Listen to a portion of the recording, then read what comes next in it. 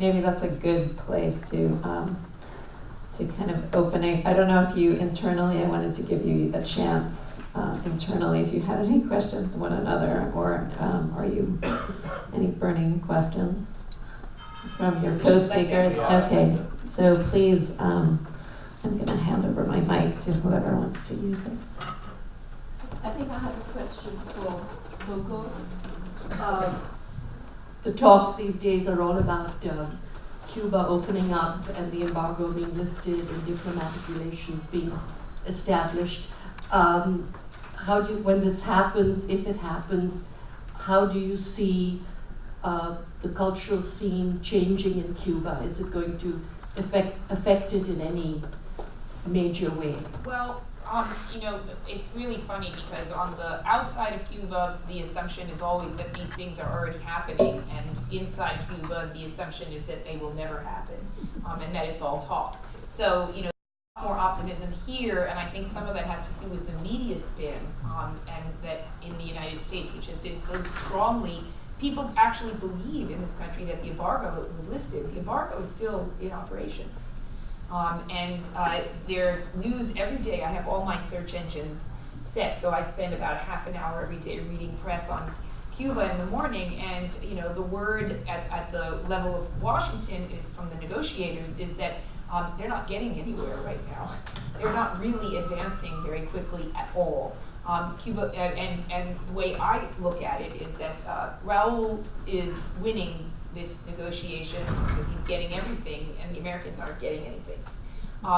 But that said, the cultural realm has been a laboratory for introducing capitalist practices since the 1990s. Artists were among the first citizens of Cuba who were allowed to engage in business on their own. In other words, to act as independent agents to a certain extent, to receive pay in hard currency, to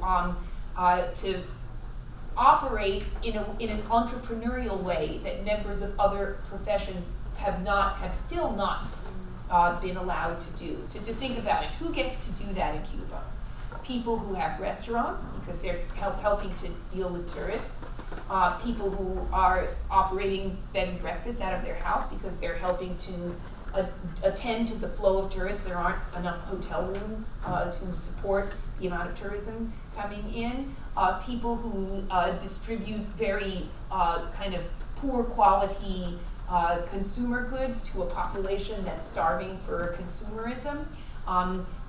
People who have barbershops in there. But the professions that would make a lot of money, but that are connected to that make the public sector famous in Cuba, like teachers and doctors and architects and so on, they are not allowed to operate independently, or lawyers at all. They're not allowed to. As a matter of fact, if you tutor a child as a teacher, you will lose your state job. Now, a lot of people prefer to lose that state job because it pays poorly.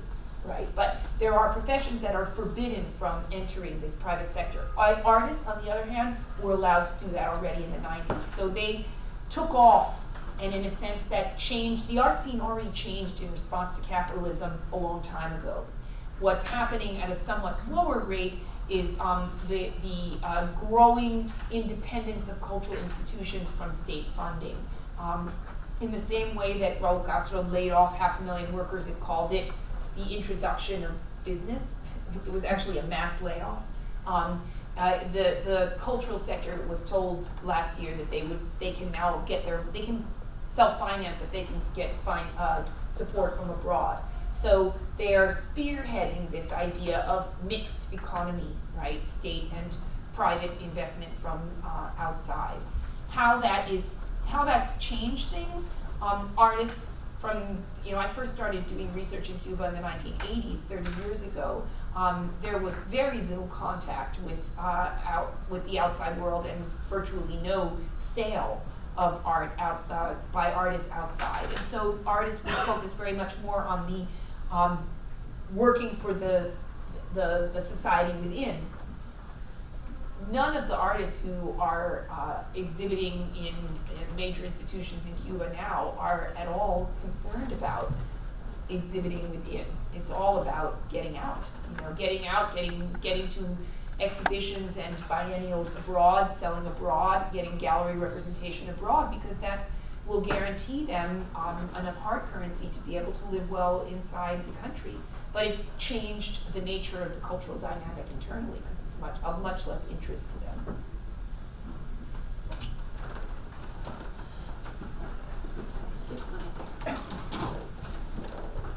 Thank you, everyone, for your presentations. And I think there's sort of a theme or a thread that I heard throughout the three of them. One that touched upon community, or that actually Oleksiy said exactly in his presentation. And for me, seeing the artist sort of as a mediator in all of your situations, as disparate as they may be, the artist as activist, as mediator. And Coco, you even just said now, inside, outside, here, there, the effects in which your practices and the practices of your colleagues have on people in your respective countries and outside. And so I guess what I wanted to hear a little bit more about from Oleksiy specifically is, you have this group that you say is both formal and informal, and I wanted to know a little more about where you feel your effects are, and sort of, for example, this publication, its circulation, and who you're speaking to, either in Ukraine or outside. Thank you. Yeah, thanks for the question. As for the last part of the question, this is very short and very crucial for us to speak simultaneously both for inside and for outside, and preferably speak with the same language or with the same notions. I mean, of course, languages are different. Outside I normally speak English, but there's always a problem that the same discourse, which is, the same discourse directed to the other contexts, sometimes really differs a lot from what is going on inside the group or the society. So this is one of our ideas, that this should basically not be different. And as for the first part of the question, so as I said, the impact that we can have, or the impact that we can see, is pretty much performative. So, for instance, since last year, for over half a year now, we have a new space that we run ourselves. Before that, we were nomadic and didn't have a space for several years. And the kind of response and the kind of even the turnout of audience for the events that we do now on an almost daily basis is really impressive and surprising for me. And of course, this is probably not simply kind of this is not maybe simply our achievement, because our society is going through this kind of post-revolutionary strange period of on the one hand hangover, and on the other hand kind of very inertia, and people wanting to get together a lot and do something together a lot. So in this situation, I think it's really important for us to perform in the public space. So even though this circulation of this magazine is not really a lot, it's an art, it's a political magazine under the guise of an art publication. So of course it doesn't have the huge impact on politics. Let's be frank about this. But still, in the last year especially, I see a very strange kind of public attention and interest to things that would be normally perceived as maybe highbrow, or maybe not really so much exciting, but this is changing. I'm just curious if you could talk a little bit more about why you're both speaking with the same language inside and outside. Why this decision, and why are you so insistent about that? I'm just curious. Yeah, this decision is a kind of effort, and maybe it's just an effort to be a little bit more honest, because it's very easy, to come here and say something that you would never say at home. This happens sometimes. But let's try not to do this. Actually, Oleksiy, I have we're also very interested to know, I mean, I don't know how old you are in terms of the dissolution of the USSR, but the kind of impact that has had, not just socially, economically, but especially culturally. You know, Cuba is still a situation where it's intact. The system. No, actually, the vestiges of the Soviet are almost all gone. There's part of tourism. Somebody opened a retro Russian restaurant in Havana. But you know, in terms of the presence of the magazines or the use of the books in the schools and all that, that's all gone now. Yeah, it's changed. Yeah, it's totally gone. So I'd be interested to know a little more about, and also the current situation, you know, with the politics that is happening now, and essentially there's a war going on. How do you interact in that space? Yeah, okay, to try to respond, I was still born in the USSR, but and I'm of course part of the generation that was pretty much created and brought up on the ideology of total rejection, or kind of a trend of obsessive getting rid of all things Soviet, which apart from getting rid of totalitarianism, getting rid of oppressive system, also means total dissolution of all things social and the remnants of it. So, for instance, the last developments are really sad. So, apart from the war with Russia, which is going on, the repercussions of this war actually lead to the fact that last month a legislation was passed that actually bans even kind of sympathy to communism, or like everything, or like monuments, all of the monuments that are still present all over the Ukraine, and also monumental art are supposed to be removed now, which is of course a very weird kind of anti-communism. It doesn't really have to do with communism anymore. It has to do with kind of misplaced anti-colonial sentiment towards Russia. So this art is now perceived as a sign of colonial domination by Russia. So which actually leaves not much space seemingly for the left to develop. But of course it's quite clear that in the situation of this kind of obsessive rejection and quite irrational rejection of all things socialist, combined especially with the extremely harsh, even more neoliberal policies than before, this cannot but create the ground for the left in the very nearest future. Create the ground Yeah, for the sure. left. Not the post-communist left and not the Soviet kind of left, but A new left. Yeah. Like Oleksiy in Spain, or the Greeks, who are mopping up the mess after the neoliberal economic policies. Well, Cuba's not close to that yet. The safety net hasn't completely disappeared. I actually fear that day, because I think there's going to be total chaos. Because there's a generation of several generations of peoples there who are accustomed to being protected by, a fairly large sort of safety net, right? And if you take that away, the subsidized housing and energy costs and the free medical care, even though you have to get your relatives in Miami to send you the medicine and the whatever surgical supplies you need for the operation, the labor is still free, right?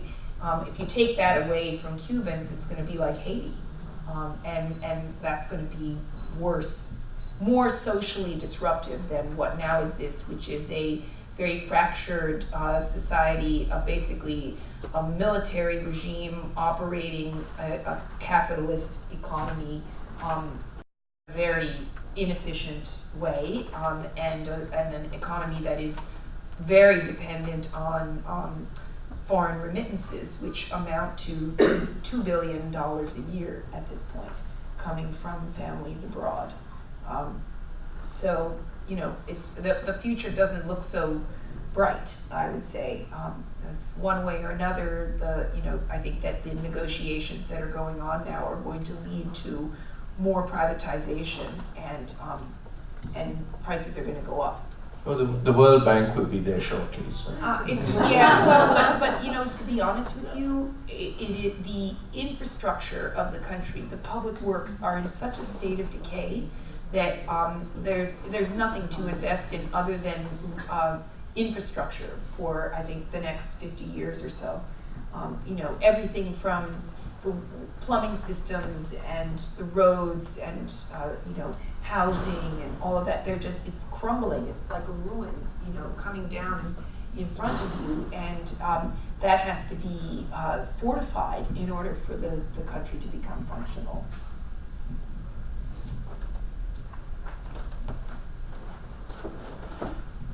Thank you so much for such a detailed sort of analysis of the recent decades in 3 different countries, especially in the, I guess, national context of these 3 countries. I researched about South Korean art as well as North Korean art, so all these 3 cases kind of resonated with my project. Something that I thought continued as a thread was this move to see a nation and beyond, or nation and outside, so inside and outside. But I wonder the question of region. So, meaning in India, for example, in Samat's work, if this exhibition traveled abroad, did they go to Pakistan, or did it go to other countries in proximity? So I wonder the kind of this beyond national exchanges that are happening on multiple levels, not only with, let's say, foreign funding agencies, but with its neighboring countries, and especially with its not only political but also religious differences in, I guess, all 3 regions. Yeah, well, actually the Samat exhibition did go to Pakistan. It showed in Lahore. So it had one venue, which was at the Press Club in Lahore, and it traveled in the US extensively, which was in the very first year when we did it. And as I mentioned briefly in the little film clip, the interest in the US came about because of the ban on that particular historical text, because academics in the US freaked out. They said that this is something very strange, where you're essentially banning a 2,000-year-old historical text, and the implications of that were that anybody who owned those books in their homes, anywhere in India at least, under the cases that had been lodged against us, a very low-level police officer could have come and seized that material, and you could have been liable for prosecution. So the interest in the exhibition actually outside India became focused on this issue of interpretation of history, which is happening in many parts of the world, and how those interpretations can be used politically, either positively or negatively, and also a case of, in our case, in a democratic system, of trying to repress a text like that through the law. So it became a question of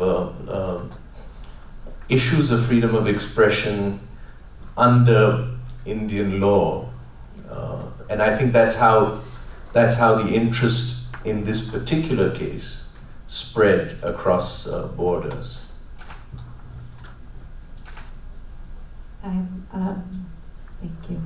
I'm gonna stick to my proverbial guns, and so we can. Thank you so much. I want us to drink the prosecco that's waiting for us to the left of me. So thank you so much for your contributions, and by all means, I would like the conversation to continue, but just with prosecco. So thank you for coming.